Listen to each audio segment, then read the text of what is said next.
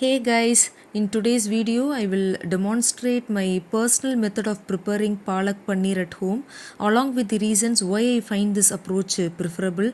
Throughout the demonstration I will delve into the nutrients and anti-nutrients found in spinach and will provide insights regarding how to effectively manage these anti-nutrients. So while you follow along with the Palak Paneer preparation, I encourage you to keep your headphones on and listen closely, allowing us to explore both aspects simultaneously. Be sure to stick around until the end of the video for a comprehensive understanding of this topic.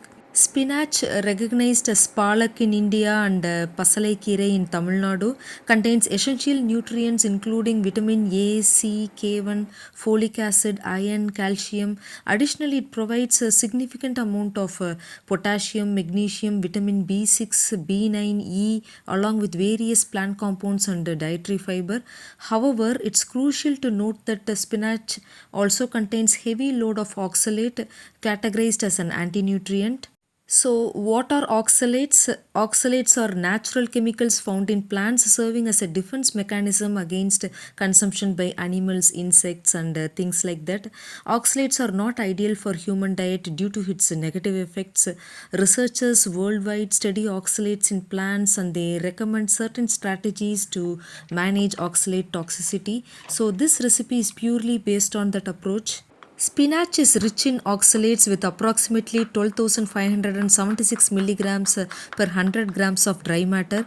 Out of this amount, approximately 94.6% is soluble oxalate, with the remainder being insoluble oxalate.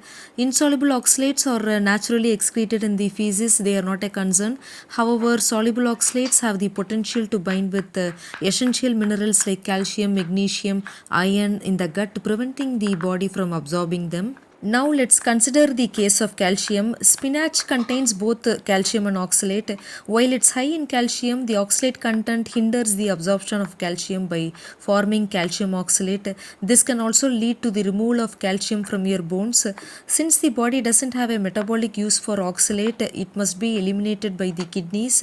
For most people, these compounds are usually removed in the urine. However, accumulation of these compounds may occur in some people, potentially leading to kidney stones. Alarmingly, around 75% of kidney stones primarily consist of calcium oxalate. So, prolonged consumption of oxalate-rich foods can induce nutrient deficiency, particularly in calcium, which may weaken bones, leading to rheumatological issues. To effectively manage oxalate intake and mitigate potential harm to the body, researchers recommend implementing the following strategies. One recommended approach is to incorporate an additional calcium source into the meals containing spinach. This facilitates the binding of calcium with soluble oxalates, forming insoluble calcium oxalate, which is subsequently excreted by the kidneys. This method effectively reduces the availability of soluble oxalates for absorption in the small intestine and ensures a good level of calcium in the diet, which also benefits bone health.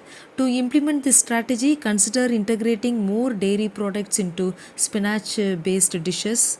For this recipe, I'm incorporating 200 grams of paneer, an Indian cheese product, and approximately half a cup of a fresh dairy cream to enhance the calcium content.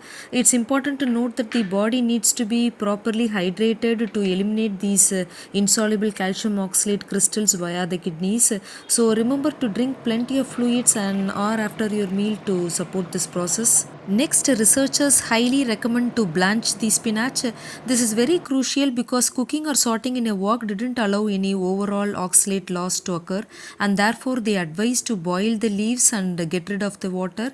This process not only enhances the spinach vibrant color and tenderness for grinding, but also effectively reduces oxalate content.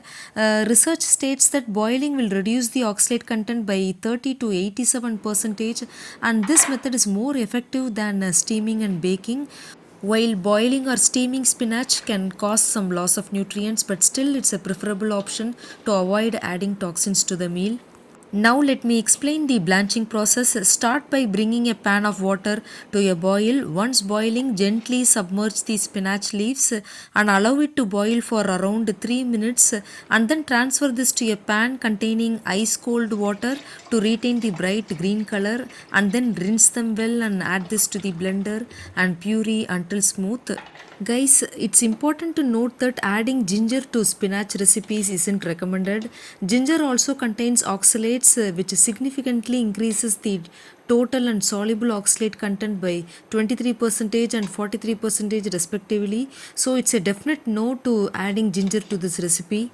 Moreover, it's advisable avoiding other oxalate-rich foods when preparing spinach as they can increase the toxicity in the meal. This includes ingredients like cashew nuts, almonds, and the practice of grinding spinach leaves with these nuts to thicken the gravy. It's best to avoid such additions for optimal health benefits. Guys, some bacteria in your gut like Oxalobacter formigenes help break down oxalate.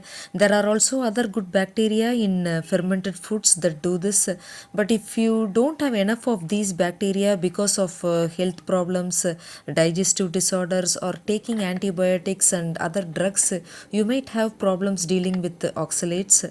Returning to the recipe, heat a pan with 1 tablespoon of cooking oil and 2 tablespoons of butter.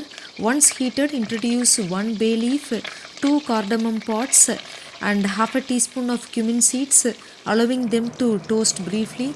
Next, add 2 tablespoons of finely chopped garlic, followed by some salt.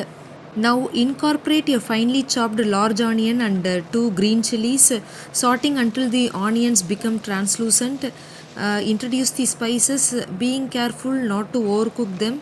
Then add the spinach puree and saute for a minute, and then some water to combine everything. Bring the mixture to a boil and then add in half a cup of fresh cream. Reduce the flame to medium low. Now gently incorporate the paneer cubes into the gravy. At this stage, adjust seasoning as per your taste. Finally, sprinkle in some dried fenugreek leaves, also known as kasuri methi, and fresh coriander leaves for added flavor.